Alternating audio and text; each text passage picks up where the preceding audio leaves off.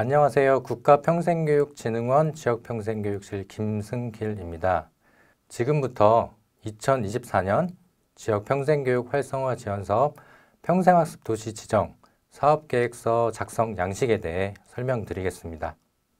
우선 사업계획서 공통 작성에 대해서 설명드리겠습니다.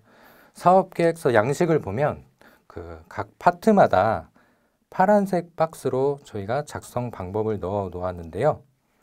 이 파란색 박스를 잘 보셔야 되는 게, 우리가 조립식 가구를 사게 되면 설명서가 들어있잖아요. 그 설명서에 따라서 조립을 안 하게 되면 가구가 쉽게 무너지게 됩니다. 이와 같이 사업계획서가 무너지지 않도록 작성하시기 전에 꼭 작성 방법을 정독하신 후에 작성을 부탁드리겠습니다. 이제부터 본격적으로 사업계획서 양식에 대해 설명드리겠습니다. 사업계획서는 크게 기반평가, 계획 및 실적평가, 기타 가점으로 나눠져 있습니다. 먼저 표지 및 신청 부분 작성부터 살펴보겠습니다. 표지에는 시도명, 시, 군, 구명을 기재해 주시면 됩니다. 예를 들어 경기, 구리시, 경기, 부천시 이런 식으로 적어 주시고요. 그리고 개인정보 수집 및 이용 동의서에 사업 총괄 책임자는 보통 해당 과의 과장님이시지만 지자체 상황에 따라서 자율적으로 정하시면 됩니다. 그리고 사업 신청서 칸에는 해당하는 내용을 입력해 주시면 되는데요. 특히 국고보조금 신청액은 공고문에 제시된 상한 금액을 기재해 주시고요. 국고 대응은 1:1 매칭이기 때문에 대응 투자도 국고 신청 금액 대비 100% 이상 금액을 기재하셔야 됩니다. 이 부분 꼭 명확하게 확인을 해 주십시오. 이제 기반 평가에 대해서 살펴보겠습니다. 각 항목별로 이행 완료, 이행 중, 미이행에 대한 사항을 부의 표기하시고요. 해당 증빙 자료를 표시하셔야 됩니다. 이행 완료는 항목별로 하단에 세부사항을 기재해 주시고요. 이행 중인 경우에는 항목별 하단에 또 이행 중이다 이런 세부사항에 대해서 기재를 해 주시고요. 미이행이다 이런 부분도 해당 사항 없음이라고 기재를 해 주십시오. 이게 중요한 게 자격 요건이기 때문에요. 이행 완료, 이행 중 합쳐서 4개 이하인 경우에는 심사 대상에서 제외되기 때문에 이것도 명확하게 확인을 해 주셔야 됩니다. 조례 개정에 대한 부분부터 살펴보겠습니다. 1번 평생학습 도시 조성 사업 추진을 위한 조례 개정 부분인데요.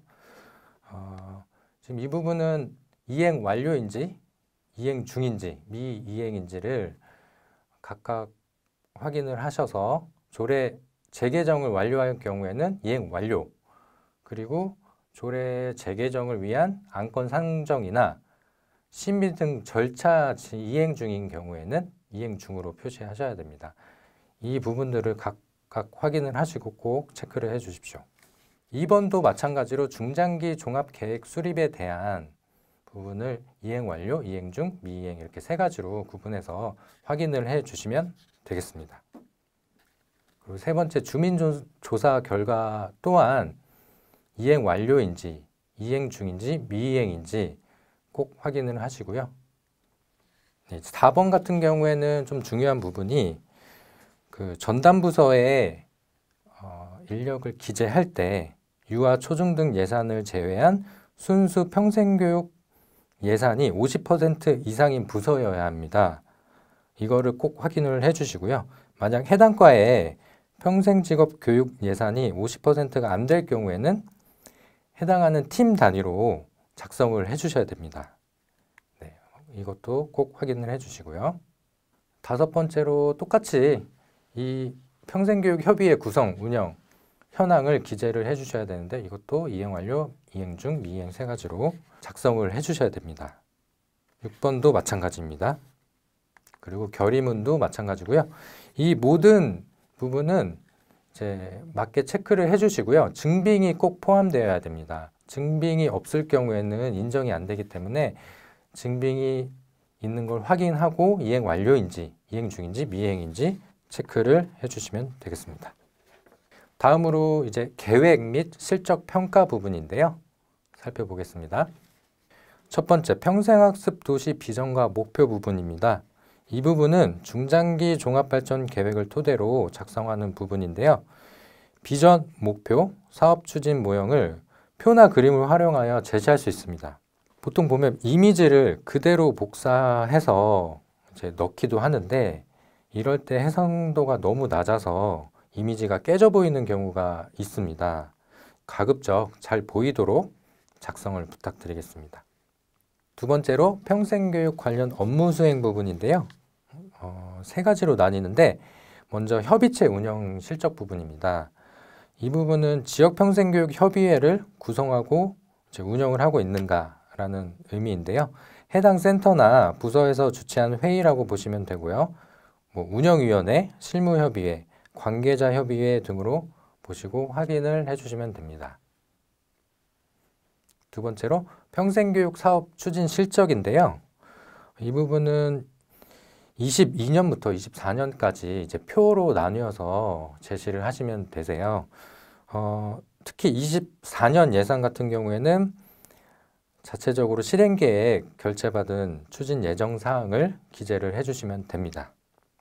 다음으로 사업 관계자의 이해와 의지 부분인데요. 이 부분은 어떻게 보면 가장 중요한 부분일 수도 있는데 우리가 채용 면접을 볼 때 이 회사를 지원하게 된 동기에 대해서 중요하게 생각하잖아요. 마찬가지로 평생학습 도시 지정을 위해서 어떤 의지를 갖고 있는지 보는 부분입니다. 지자체장 및 실무 담당자의 의지가 잘 표현되도록 작성을 해주시면 됩니다. 여기도 필요하다면 표나 그림을 통해서 자유롭게 기술할 수 있습니다. 다음으로 평생교육 네트워크 구축 부분인데요. 여기는 지역 자원을 얼마나 잘 활용하고 있는가에 대한 부분입니다. 여기도 마찬가지로 표나 그림을 활용해서 기재를 해주시면 됩니다. 다음으로 평생교육 예산 부분인데요. 예산은 복잡하기도 하고 굉장히 중요한 부분이기도 합니다. 그 예산 개요표 부분은 국비, 시도비, 민간 투자금을 제외한 해당 지자체의 자체 예산만 표기를 합니다. 그리고 여기 밑에 보면 박스 형태로 기타 예산 확보 운영이라고 되어 있는데요. 이 부분은 국고, 대응투자, 시공모 사업 등 연내에 추가 확보한 예산을 구체적으로 명시하시면 됩니다. 여기도 마찬가지로 해당 부분에 증빙이 꼭 있어야 되기 때문에 표시를 첨부를 꼭 해주시면 되겠습니다. 다음으로 사업 추진 시행 부분인데요. 이 부분을 설명하기 전에 공통적인 사항을 먼저 말씀드리겠습니다. 2024년에 해당하는 사업을 구체적으로 제시하는 부분이라고 생각하시면 되는데요. 국고 플러스 대응 투자를 포함한 사업 계획을 제시하시면 되고 여기 단위 프로그램 기준은 단위 시간당 50분, 온라인 같은 경우에는 25분입니다. 이 부분 확인하시고 기술을 해주시면 되겠습니다. 자세하게 살펴보면 사업 목표 부분부터 살펴볼게요. 이 부분은 지역과 학습자 특성과 연계해서 구체적으로 기술해 주셔야 되는데요. 여기도 마찬가지로 표나 그림으로 제시가 가능합니다. 목표 지역 주민의 인생 이모작을 지원한 특화 사업 추진 이런 식으로 이렇게 제목을 여러 가지로 정해서 제시해 주셔도 되고요. 자유롭게 이 부분은 기술이 가능합니다. 다음으로 사업 계획의 사업 개요 부분인데요. 여기는 주요 프로그램을 목록별로 나열하는 부분인데 별도 엑셀 양식 추가 작성이 가능합니다. 엑셀 양식은 저희가 공고문에 첨부 파일 형태로 제시할 예정입니다. 그 다음에 보면 사업 유형 부분을 많이 좀 헷갈려 하시는데 1번부터 9번까지의 사업 유형이 있어요. 제시하시는 프로그램별로 이 프로그램이 어디에 해당되는지 선택을 하시고 번호를 표기해 주셔야 됩니다.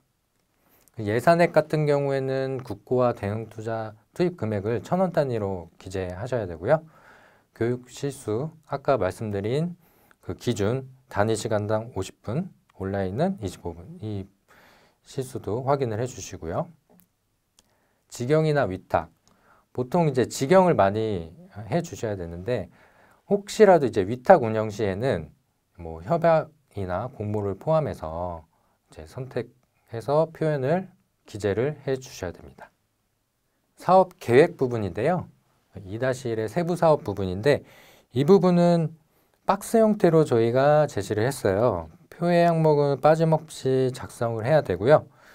추가 작성이 필요할 경우에 그 내용을 추가하셔도 됩니다. 그리고 해당 사항이 없는 칸에는 해당 없음으로 기재하시면 됩니다. 다음으로 읍면동 평생학습센터 운영 및 활성화 계획 부분인데요.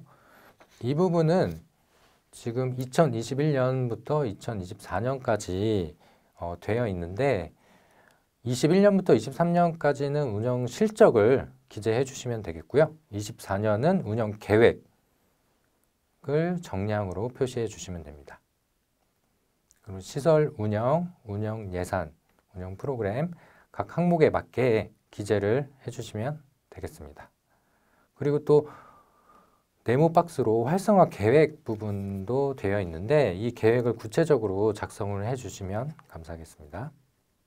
다음으로 사업 추진 부분에 실행 체계도, 주관기관, 운영 인력 부분인데요. 여기 보시면 그 해당하는 부서 인력에 대한 구체적인 정보를 입력하는 부분이기 때문에 이 첫 번째로 실행체계도 같은 경우에는 주관기관하고 협업기관의 전체 조직도를 나타내시면 되겠고요. 그리고 3-2의 주관기관 운영 인력 부분은 해당하는 부서, 주관기관만의 운영 인력 정보를 기재하시면 됩니다. 그 전담부서 사무분장표도 증빙으로 제시하셔야 되기 때문에 그 증빙이 있는 데이터를 토대로 기재를 해 주셔야 됩니다. 네, 다음으로 학습자 지원 부분인데요. 여기는 학습자 모집부터 사후 관리까지 학습자를 위해 어떤 서비스를 계획하고 있는가를 보는 부분입니다. 여기에서 뭐 학습자 상담, 재능 기부, 사회 참여 활동 연계 이런 부분을 복합적으로 구체적으로 기술을 해 주시면 됩니다. 다음으로 예산 집행 계획인데요. 이 부분은 이제 제시한 프로그램에 대한 예산 집행 계획을 기재하셔야 되는데 예산 편성 지침을 꼭 준수해서 작성을 해 주셔야 되고요. 국고 및 대응 투자 계획을 확인을 해서 기재하시고 별도 엑셀 파일을 추가해서 작성을 부탁드리겠습니다. 이 엑셀 양식은 저희가 공고 첨부 파일을 통해 안내할 예정입니다. 여기 저희가 예산 편성 지침을 보여드리고 있는데요.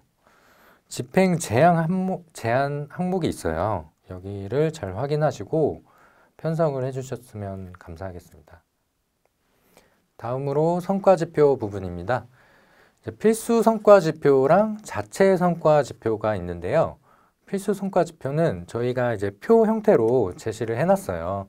그 각 지표명이나 지표의 정의도 제시를 했기 때문에 확인을 하시고 우리가 어느 정도 목표를 할 수 있겠다 데이터를 확인해서 표기를 해주시면 되겠습니다. 이것은 지자체의 공통 지표이기 때문에 임의로 수정이 불가하다는 것을 알고 계시고요. 그 두 번째로 자체 성과지표 같은 경우에는 공통지표를 제외하고 해당 지자체의 비전과 목표에 부합하는 정량지표를 산정하는 겁니다. 그래서 이거는 딱 정해져 있는 틀이 아니에요.